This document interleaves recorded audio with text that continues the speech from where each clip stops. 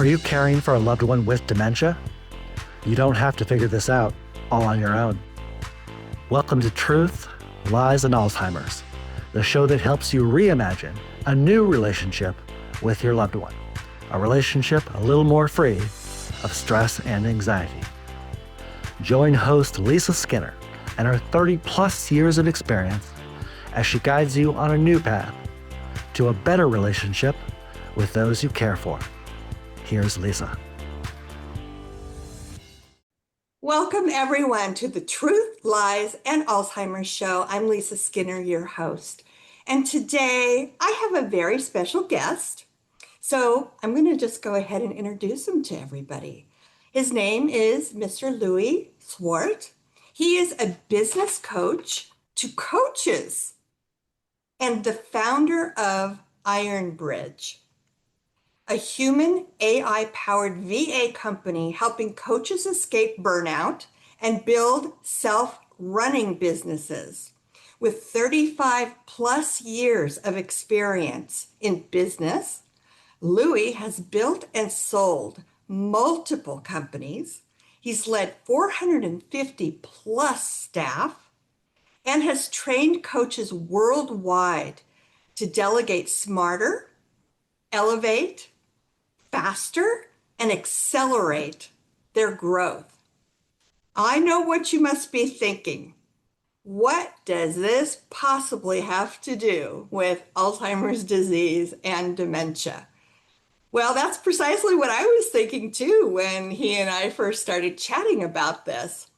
But because he and I actually met in a mastermind workshop, and at that time we had a chance to kind of share our notes and our expertise with one another.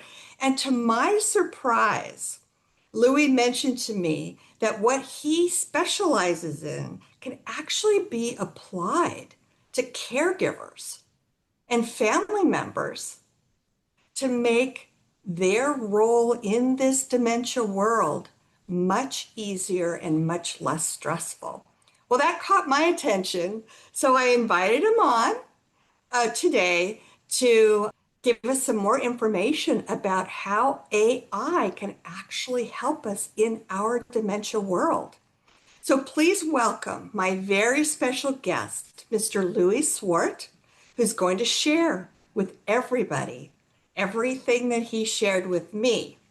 And I think you're going to find this quite exciting. So welcome to the show, Louis. I'm so happy to have you here. This is really exciting, and I can't wait to hear everything you have to tell us. Thank you so much. I really, really appreciate it. And, just before I begin, I just want to say the work that you're doing, the people that you're helping, such an incredibly valuable service. It's just unbelievable because I think a lot of us don't actually appreciate what we've got until we don't have it. That look in somebody's eye when they recognize you, and then one day they don't recognize you. And only at that point do you actually appreciate how much that look actually meant before, and we go through life, and then we realize that, it's a lot of those little things. It's those little things that you just kind of, I don't have time now. It's just something little. And then we realize that those were actually the biggest things in our lives. And so, it's how do we prepare for that, I suppose. And I mean, it's incredible that you are supporting people and helping them to be able to do that. So today, I'd love to just talk a little bit about delegation. And I've been in business, I've had several multi-million-dollar businesses. So I look at everything like a business opportunity. And so, even with the delegation, it's working out what are high value and low value tasks that we can do. Can I just interject one thing? Because it's totally applicable to what you're starting to say. This is one of the biggest challenges that caregivers and family members face, is in the delegation aspect of their tasks.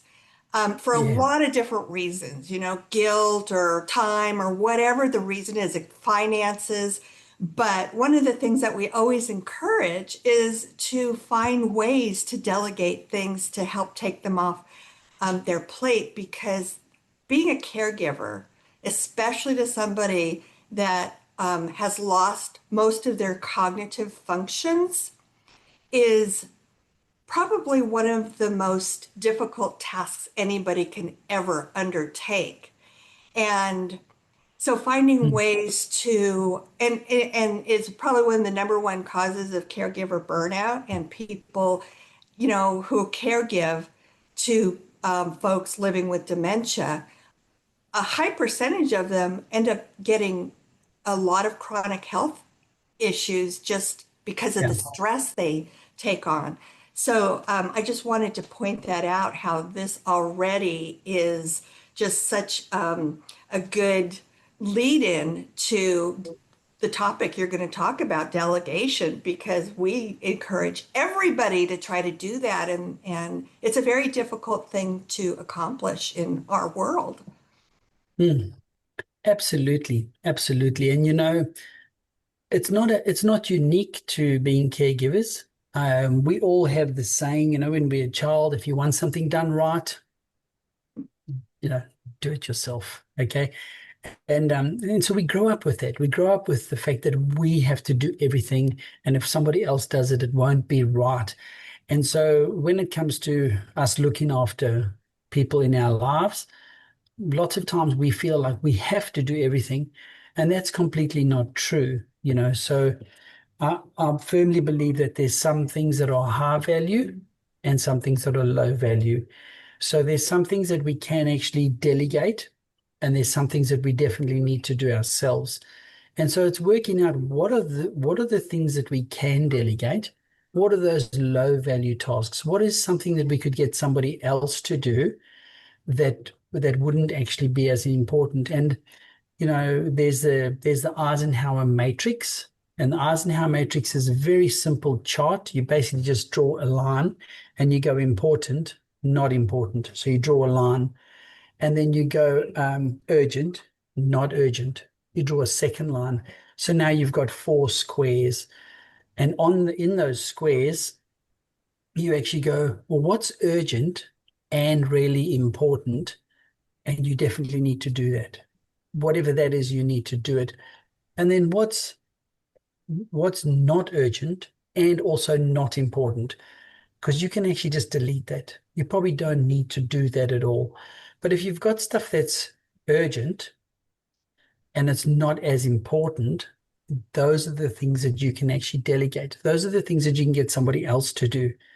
Now, if you're looking at it from a commercial, and I know that we're not looking at this from a purely commercial basis, but if we were looking at it from a commercial basis, we would literally start asking ourselves, is this something that I have to do, that only I can do? And if that is the case, then you would need to do it. But you'll find that a lot of the stuff that we do, we can actually get somebody else to do. We So literally let's can. plug in a couple real life examples into what you're saying, Okay. because I know from, the thousands of family members that I have worked with over the years, one of the biggest complaints is typically one of the family members, usually the adult daughter, one of the adult daughters, carries the brunt of the caregiving role. And a Yep. lot of times they have siblings, but they live other places. And one of the biggest comments I hear from the one that really is saddled with the majority of the responsibility is, they basically have abandoned me and nobody offers to help or do anything. So here's a great example of things that can be delegated to siblings or other family members, whether they live in the same area or not in the same area, if they're not, really involved hands-on. But these things that you're talking about, Louis, that maybe are not quite as important on the Eisenhower scale, Yeah. could be delegated to other people. And it's not going to cost any money. And that's one of the challenges in our world is having to continue to pay multiple people to do things, and they run into that regularly. So here's a Yes. great example of things that, and I recommend that you talk about this and prepare ahead of time if this situation does touch your life, how everybody is going to commit to what role they're going to play in the care for mom or for dad or Yeah. grandma or whomever. I love what you're Yeah. saying. I think a lot of times we don't actually ask for the help, Yeah. so a lot of us actually wear it almost as a badge of honor. Mum's sick and I'm just getting burnt out and I'm so exhausted and I'm just, and we wear that as a badge of honor. We wear that as, I'm doing all the work and, I'm so hard done by. And I know that that does happen most times, but we've just got to be careful that we're not wearing that as a badge of honor.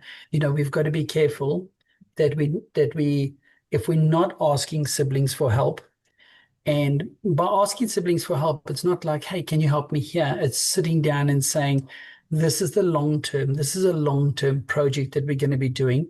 So I would like you to, let's say, call mum. Once a week, I need you to call mum and talk to her for half an hour, and give them an assignment. And then you can follow up if that assignment is happening, or I need you to do, take her to the shops or something, but actually give each one of them a specific project that they can take control of and be in charge of. Because otherwise, we just go, if you can help me, it would be nice. And they don't not sure exactly what you're doing, and they're not sure what they should be doing, and so they just kind of don't help. They don't help. There was a terrible case in America where there was these apartment blocks, and there was a woman down at the bottom, and the woman actually got beaten to death by a man, and it was terrible. And when the police finally came out, they actually interviewed everybody and said, like, well, why didn't you call us? Why didn't you call us? This woman was screaming for help, and everybody in the apartments all said, well, we thought that the neighbors must be calling. She was making she was in such distress. We thought that obviously everybody was calling and we didn't want to overload the system. And sometimes we do that in life. Sometimes we think everybody else has got it, and lots of times that one sibling that's actually managing it is really appearing like really, really strong, even though they're getting burnt out. They're appearing so strong that the other siblings just go, well, we don't really need to help them. They've kind of got this. She's got this. She's managing it. She's got it under control. And so it is part of delegation is working out that Eisenhower matrix, working out what are the things that you could actually get somebody else to do, and then actually asking them to actually pick up those components of what it is that they can do. And one of the saddest things about the whole, people starting to suffer dementia and, losing some of their faculties is really that we lose a lot of those stories. We lose a lot of the history. I was with my mum today, and my mum's 83 or something, and she told me a story about when she was a teenager, when she was 14, and she used to buy wool for 75 cents, and she used to knit little jumpers, and she used to sell them for 15 shillings to the neighbor, you know. Um, and those stories are just going to go unless we capture them somehow, you know. And we'd like to think that we can remember all of them, but this is where we can actually use AI. So, AI is coming now, and it's freely available. Every single person's phone, you can just download ChatGPT, or you can download Grok or Gemini, and they're all free. They're all free. And what you can do is you can actually start asking it questions, and you can say, hey, I'd like to know all about my mum's life. And what I would like you to do is I'd like you to ask her 10 questions about her childhood, 10 questions about growing up, 10 questions about when she was at school. And literally, they can just talk to their phone. They don't have to type anything in. They can literally just get their phone, put it onto the voice mode, and literally it will say, tell me about a great time that you had at school. And they can actually relay the whole, story to it. And AI is incredible in that it actually can remember those, and you can then go back later, or they can go back later and say, hey, tell me about when I was at school, and it will actually tell them those stories. And I think once we can get all those stories together, we can kind of really get an essence of the person. We can go the next level where we can actually create I've got a copy of myself, an AI copy of myself, which has got my voice and it's got my video, it looks exactly like me, talks like me, but it's an AI version of me. And so, people can talk to that. Even when I'm gone, they could still talk to that version of me. Okay.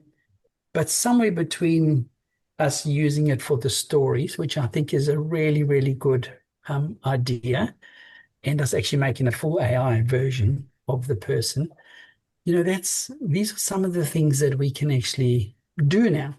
Um, on the other side, there's stuff that we can do using AI, which is really simple. So we could actually get our calendar, because if we're looking after a parent, we've obviously still got other things in our life. We're still taking kids to school and we're doing all these other things.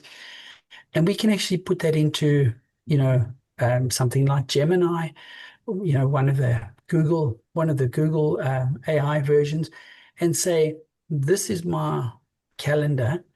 I'm caring for, an aged parent. Could you help me to actually give me better ways that I could manage my time? And it will actually arrange your calendar accordingly, which is Wow. incredible. It will tell you this time, that time, it'll slot in things. It'll actually allow you to put all that type of stuff in. And we can go, we could also go and say, what are some activities that I could do with a person that's suffering, and it might be something simple. It might be, playing a game of Scrabble or something that they enjoy doing. And it can actually schedule that into your calendar together with all the other items. So the possibilities have never been as amazing as what they are now with what we can actually do. We've now got this, we've got this this incredible coach in our pocket, which can help us to not only deal with the questions that are going to come up, but also to help us to schedule how we're going to manage our time, because that's the biggest thing. Hey, it takes so much time. And so, the main sort of things that I would say is, number one, look at, do you have any beliefs around the time that you're spending with the person? If you're just absolutely loving it and you're really benefiting emotionally from working, helping the person, that's great. But if you're building up some sort of negative resistance to it and you're starting to feel burnt out from it, then you need to ask yourself, is there something else that's driving you? And we call that secondary gain. So we have a thing where we do stuff and we have what they call secondary gain now. How that works is, we all know that one person that's sick a lot. Okay. They're sick a lot. And if there's any flu, they've got it. If it's anything like that, they've got it. And it may be, I'm not saying it is, but it may be that their secondary gain is the fact that when I'm sick, I get attention from people. And so they actually get sick, but they've got a secondary reason why they actually, are having whatever that is. And so we need to look at when we're helping people, do we have anything like that? Are there any negative programs running like that in our brain? Because that will lead to burnout.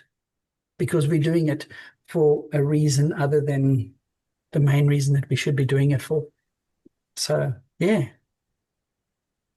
Everything that you just shared with us is so beautifully aligned with what I teach, which is a person-centered approach to dementia care and using AI. And this is absolutely brilliant. That's why it caught my attention because I don't think I'm sophisticated enough with AI. I mean, I do use it, but to use it in this way to organize our life, organize our schedule, give us ideas. But for example, the collecting a history on your parent that is progressing through the stages of dementia, and eventually they're just going to be completely lost, and the world makes absolutely no sense to them. But you can have this information right at your fingertips now to use every single day, to use to redirect them or to stimulate conversations or to trigger memories by using AI to gather all this information. And you do it, several times, and then you have it all on record, and you're going to have it right at your fingertips to use as prompts and cues and things like that. So to me, this is brilliant. This is absolutely brilliant. And if you hadn't have mentioned it to me that day that we were talking, I don't think it really would have occurred to me that AI could be used in such a valuable way in the caregiving world, or the world that, family members and all of us live in, with loved ones who are living with Alzheimer's disease and dementia. And then I love, love, love your idea, your suggestion of using it as an organizational tool to, because one of the things that I've come to realize, and this is over decades long period, and it's consistent. I've never wavered from this belief that most people, because they're totally unprepared for this, nobody signs up for this. Mm, mm, They spend the majority of their time in a state of constant reaction, scrambling around trying to figure out, oh my gosh, how do I respond to that false belief that she just shared with me?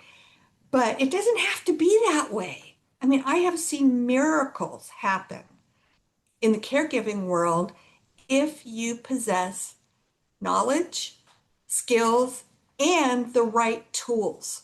And this could be one of them.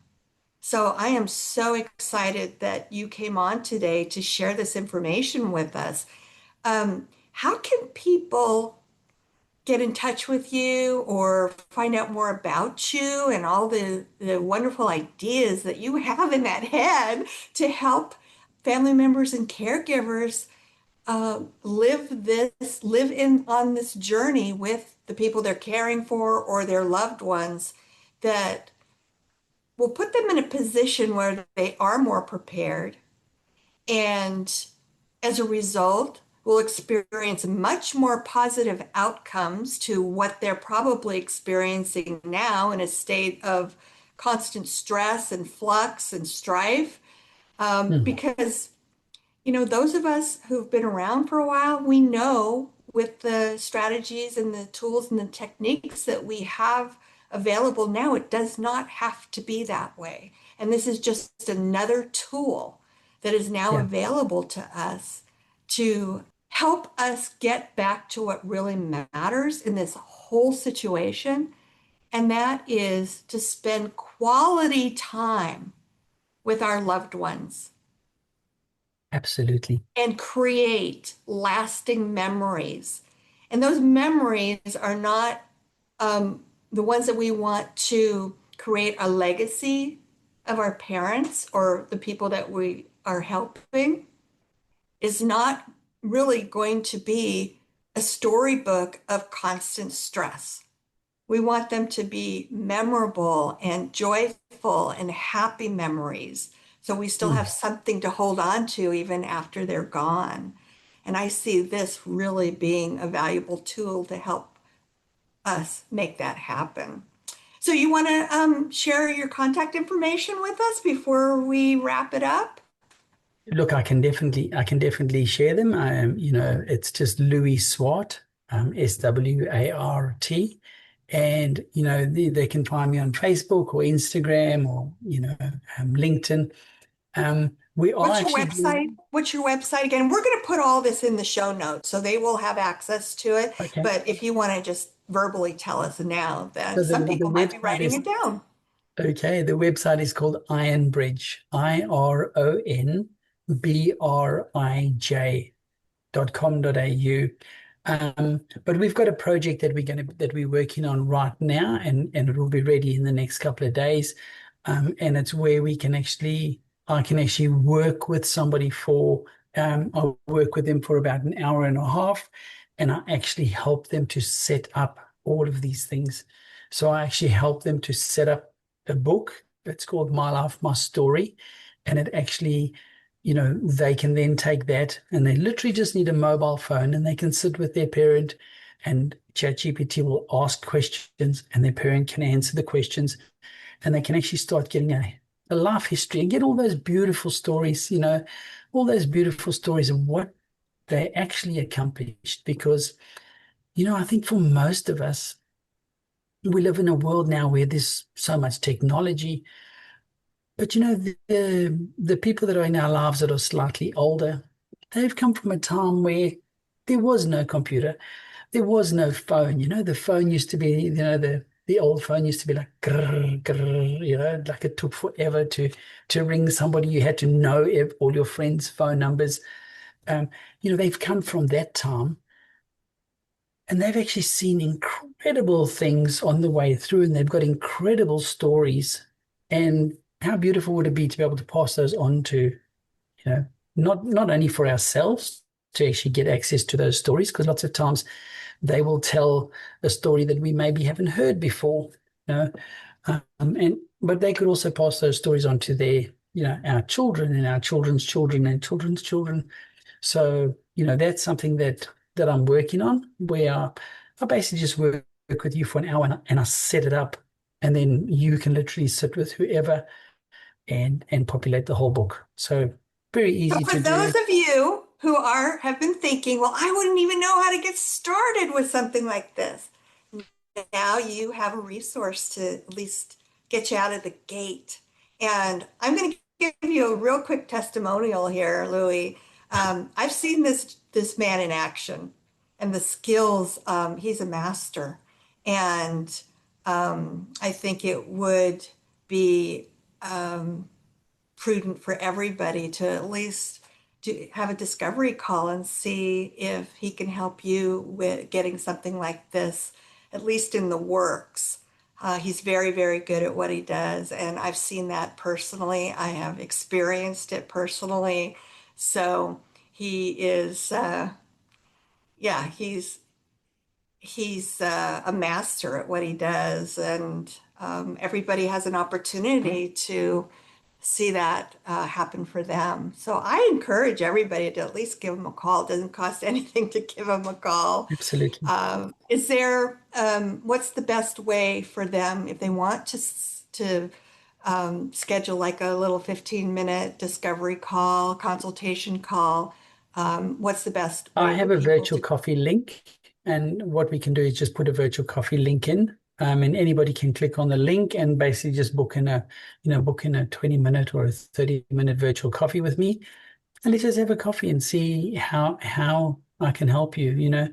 Um, maybe it's not going to cost you anything. I'll just give you some ideas of what you can actually do, because I think the work that you're doing is absolutely incredible, and you know I know the suffering. I've seen the suffering, and the biggest problem with this is that it's not like a short race.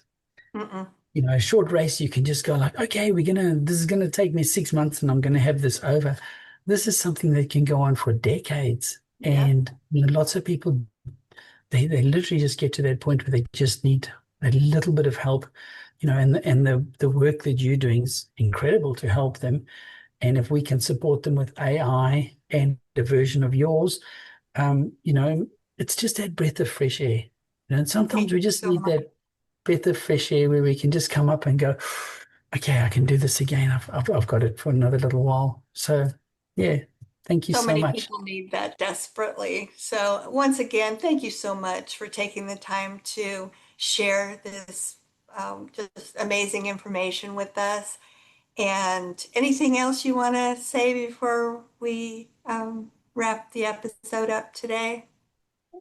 Look, no, I think the main thing is just enjoy those moments, that look in your parents' eyes when they look at you and acknowledge you, because when they're gone, you're not going to have that, you know. And unfortunately, some of them lose that before we actually lose them. And so, those are the things that we're going to miss. And try and get as much benefit, you know, um, what out of their life lessons, because they've got incredible life lessons and they've got incredibly valuable things to teach us.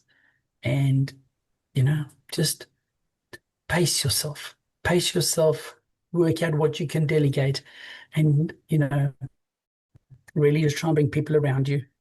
Do the thing with the Eisenhower matrix. Is this important? Is it urgent? Is it not important? Is it not urgent? And then work out if you want to do it, or if you have to do it. Or if you can just not actually worry about that part. So Thank you again, Louis. So that'll do it for today's episode of the Truth, Lies, and Alzheimer's Show. I'm Lisa Skinner, your host. I hope this has been an inspirational event for everybody. I can honestly say it has been for me. And I feel very blessed that this gentleman's path and my path crossed, and we were able to bring them to you today. So anyway, I'll be back next week with another new episode of the Truth, Lies, and Alzheimer's Show. And in the meantime, I wish everybody will stay happy and healthy and take good care. And I'll see you again next week. Bye-bye. Thank you for listening to Truth, Lies, and Alzheimer's. We hope you found something in today's episode that helps. We understand that caring for a loved one with dementia can be the challenge of a lifetime, but you don't have to do it alone. If you're ready for exclusive access to even more great content and resources, head on over to Facebook and join Lisa's Minding Dementia Support Group. We're a community of like-minded caregivers, and we're here to help.